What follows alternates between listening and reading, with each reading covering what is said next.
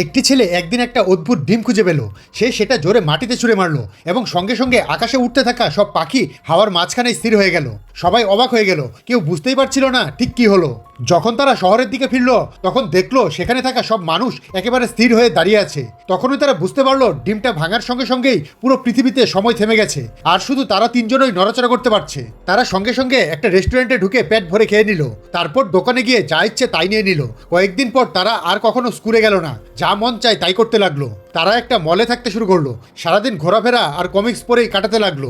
ধীরে ধীরে এই জীবনও তাদের কাছে একঘেয়ে হয়ে গেল, তাই তারা নৌকা নিয়ে কোথাও দূরে যাওয়ার সিদ্ধান্ত নিল। কিন্তু সমুদ্রও পুরোপুরি জমেছিল। এরপর একদিন একটা দুর্ঘটনা ঘটে গেল।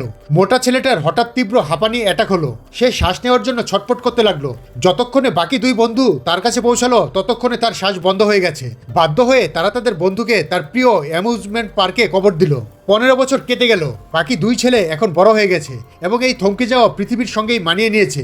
তারপর একদিন তাদের মধ্যে একজন সেই জায়গায় ফিরে গেল যেখানে ডিমটা ভেঙেছিল।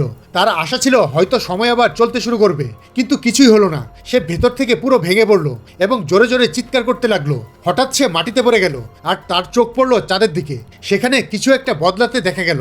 সে হাঁপাতে হাঁপাতে শহরের দিকে দৌড়ে গেল, আর অবাক করা বিষয়, এবার কোনোভাবে সময় আবার চলতে শুরু করলো।